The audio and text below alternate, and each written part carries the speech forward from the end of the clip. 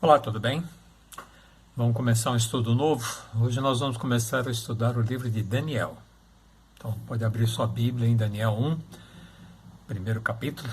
Nós vamos tentar entender um pouquinho melhor esse livro. Ele é muito importante, porque ele, juntamente com o livro de Apocalipse, estudam profecia, apresentam profecias para nós, né? Profecias, algumas já ocorridas e outras ainda por ocorrer.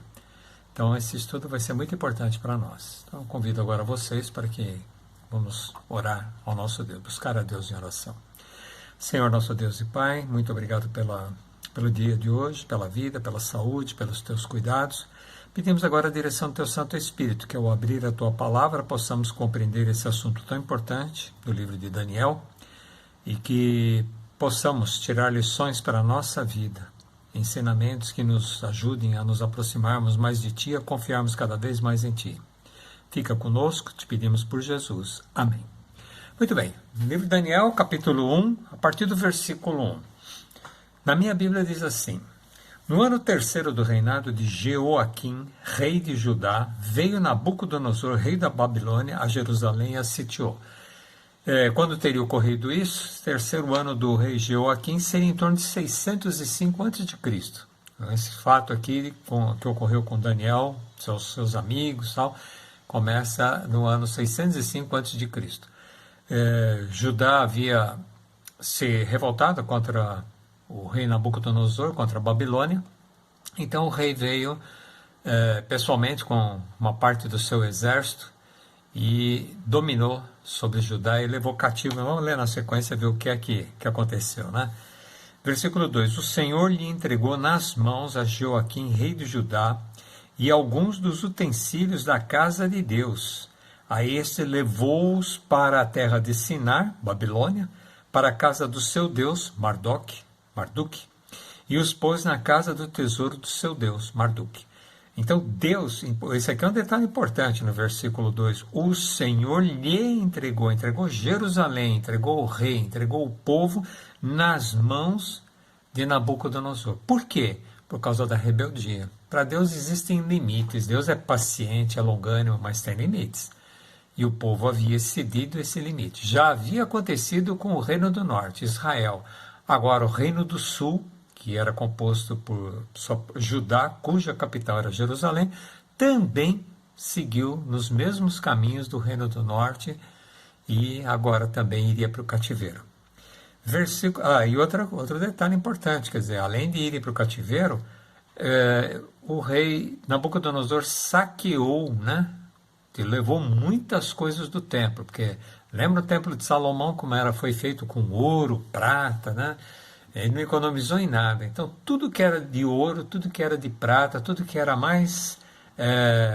de mais valioso, eles levaram para colocar no templo do deus deles, Marduk. E por que faziam isso? Porque era sinal que o Deus deles era mais forte que o Deus da nação derrotada. A gente sabe que não, né? Deus verdadeiro, eles só ganharam porque Deus entregou, né? Deus falou, chega, vamos cativeiro, vamos aprender um pouquinho, né? Depois eu trago vocês de volta, como realmente Deus fez. Mas, vamos continuar. Então ele levou, saqueou, né, o templo, levou para o templo pro Deus deles, Marduk, né, diversos utensílios do templo do Deus verdadeiro.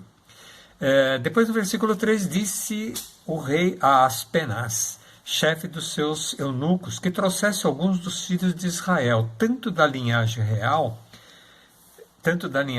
como dos nobres. Olha o detalhe agora, hein?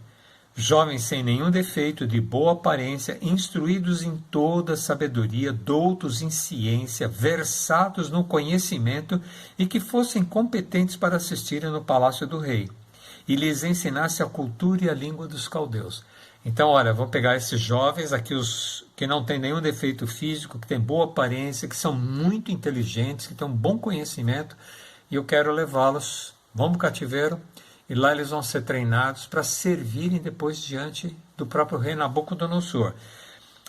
Então, aqui no final desse versículo 4, ele fala, ele lhes ensinasse a cultura e a língua dos caldeus. Eles iam aprender, além de tudo que já sabiam, tinham aprendido lá em Judá, né? Em Jerusalém, Judá, agora eles iam aprender também com relação aos caldeus, aos babilônios, né? Outro detalhe importante, versículo 5. O rei determinou o que eles iam comer. Determinou-lhes o rei a ração diária das finas iguarias da mesa real e do vinho que ele bebia. Então o rei determinou que eles comeriam das mesmas coisas, da mesa do rei, né? Do que o rei comia, eles também comeriam. E também beberiam do vinho que o rei bebia, né? Não era nenhuma, assim, não era pouca coisa, não eram coisas realmente grandiosas para aqueles que não conhecem a palavra de Deus, né? Aqueles que conhecem a palavra de Deus, a gente vai ver já que Daniel não gostou desse regime, não. E mais, eles seriam mantidos assim por 3 anos. E quando terminasse esse período, eles passariam por um teste e assistiriam diante do rei. Agora, entre esses jovens se achavam, dos filhos de Judá, Daniel, Ananias, Misael e Azarias. Quem são esses 4 jovens? A gente já viu que pelas características que eles eram ou de famílias nobres ou de família real. Eram jovens, eram adolescentes, na faixa de 15 a 17 anos cada um deles. E um outro detalhe importante, para irem de Jerusalém até Babilônia, eram aproximadamente 1.500 anos. 1.500 anos. 1.500 quilômetros. Imagine andando, né, a pé, 1.500 quilômetros. Se todo dia eles andassem em torno de 25 quilômetros, acho que é o que os prisioneiros aguentariam, né? Então, em aproximadamente 2 meses, aproximadamente 60 dias, eles estariam lá em Babilônia. Continuando, então agora com relação a esses jovens, né?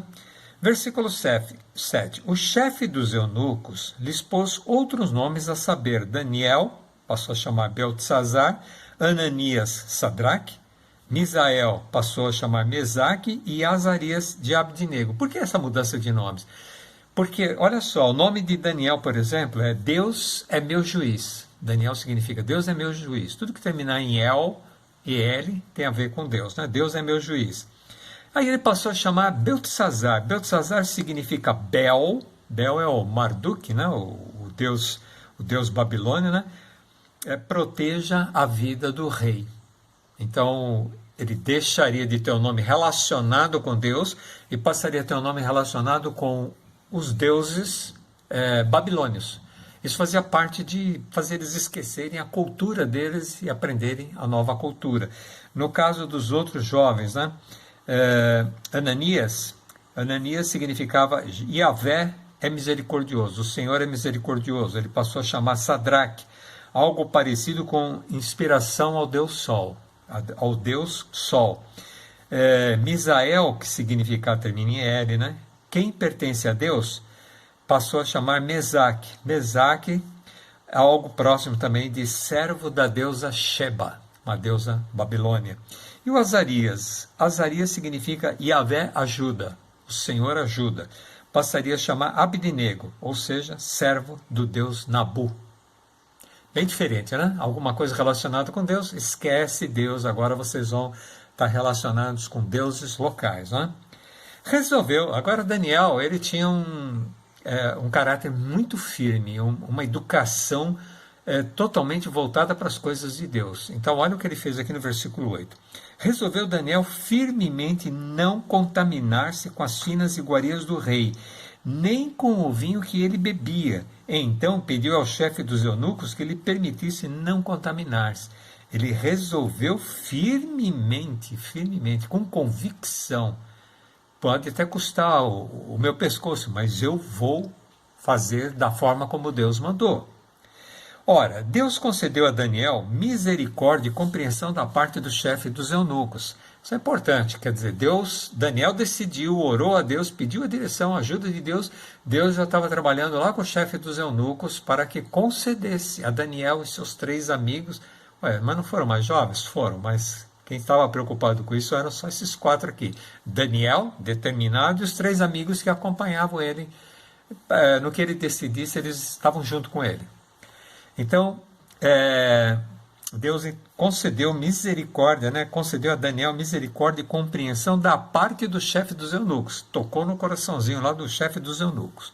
Versículo 10. Disse o chefe dos eunucos a Daniel: tenho medo do meu senhor o rei, que determinou a vossa comida e a vossa bebida. Quer dizer, foi o rei que determinou, não posso ficar mudando, né? Por que, pois, veria ele o vosso rosto mais abatido do que o dos outros jovens da vossa idade? Assim poríeis em perigo a minha cabeça para com o rei. Então ele estava preocupado. Puxa vida, se vocês não estiverem bem, né, fortes, animados, dispostos, eu vou ser o responsável por isso. Então ele colocou aqui, ó, poríeis em perigo a minha cabeça. Ele estava correndo risco de vida. Versículo 11. Então disse Daniel ao cozinheiro, vou fazer uma proposta, né, para você, a quem o chefe dos eunucos havia encarregado de cuidar do Daniel e seus 3 amigos. Experimenta, peço-te, os teus servos 10 dias. 10 dias. E que se nos deem legumes a comer e água a beber. Legumes, não pensa só em cenoura, batata, beterraba, chuchu, não. Também envolve sementes, né? Também envolve castanhas, envolve tudo que é plantado, que é germinado assim, estaria nessa linha de alimentação. Versículo 13, então se veja diante de ti a nossa aparência dos jovens que comem das finas iguarias do rei. E segundo vires, age com os teus servos. Então, olha, 10 dias de teste. Dá para a gente esse tipo de comida que eu estou te pedindo. Seria eu diria para vocês, uma alimentação vegetariana estrita. Vegetariano mesmo, né? Não é ovo lacto vegetariano, é vegetariano mesmo. E depois de 10 dias, avalia. Se nós estivermos fraquinhos, debilitados, então muda o nosso cardápio, a gente come as coisas que eles estão comendo. Agora, se nós estivermos mais animados, mais fortes, mais dispostos, mais inteligentes ainda, então mantém esse regime. Então, 10 dias, vamos correr o risco, né? Vamos correr o risco, porque de qualquer forma o rei marcou para daqui 3 anos, então dava tempo de fazer o teste aqui sem tanta preocupação. Versículo 14. Ele atendeu e os experimentou por 10 dias.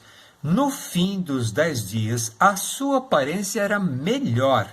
Estavam eles mais robustos, mais fortes, não é gordos, não é? Robustos, fortes, mais corados, né? Mais com aquele ar de mais saudável, né?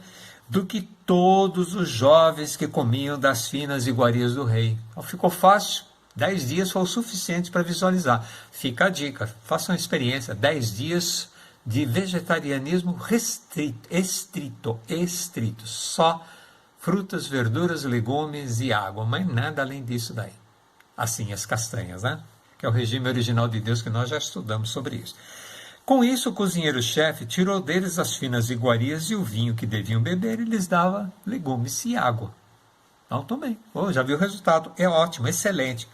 Ora, esses 4 jovens, Deus, olha só, como Deus age com a gente. Quando a gente decide fazer as coisas de acordo com a vontade de Deus, Deus já tem uma resposta pronta, que já tem algo a mais para oferecer para a gente. Olha o que ele diz aqui no versículo 17. Deus deu o conhecimento, a inteligência em toda cultura e sabedoria. Já eram inteligentes, porque era uma das condições para serem escolhidos, é que eles fossem cultos, inteligentes. Deus deu mais ainda para eles. E para Daniel, ele deu inteligência em todas as visões e os sonhos. Nós vamos ver nos próximos estudos que isso vai ser muito útil. Daniel vai ser como é que a gente pode falar? O porta-voz de Deus junto ao rei. Então Deus deu mais esse plus, mais essa coisa para Daniel, né? Inteligência nas visões e sonhos. 18. Vencido o tempo determinado pelo rei para que os trouxesse, o chefe dos eunucos os trouxe à presença de Nabucodonosor. Então o rei falou com eles. Terminou os 3 anos de teste, agora o rei, vamos conversar com o rei, né? E entre todos não foram achados outros como Daniel, Ananias, Misael e Azarias. Por isso passaram a assistir diante do rei. Uau! Quer dizer, essa decisão, essa determinação de fazer a vontade de Deus, custasse o que custasse. Daniel colocou no coração dele, orou a Deus e Deus já preparou tudo para ele. Você quer ser fiel a mim? Deixa comigo, eu vou arrumar tudo. O inimigo vai colocar obstáculos. Vocês viram logo de cara o chefe dos eunucos, puxa vida, mas e o meu pescoço? E se vocês não estiverem bem, né? Começou a colocar os problemas ali para tentar não fazer conforme era a vontade de Daniel, que era a vontade de Deus. Daniel estava querendo fazer a vontade de Deus, né? Então, agora no teste de Nabucodonosor, não se achou nenhum jovem igual a estes 4 aqui. E o que aconteceu? Passaram a assistir diante do rei, passaram a ser assistentes do rei, lá, conselheiros do rei. Com quantos anos? Lembra que idade que eu falei? Eles deviam ter entre 15 e 17, 3 anos depois, eles deveriam ter entre 18 e 20 anos, né? Entre 18 e 20 anos. Jovens já eram conselheiros do rei, do maior imperador, né, de toda a região naquela época. Muito bom, né? Muito importante. Deus honra aqueles que honram a Deus, né?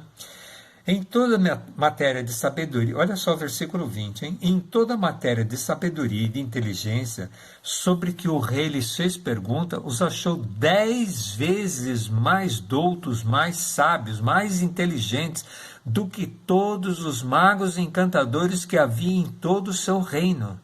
E Daniel continuou até o 1º ano do rei Ciro.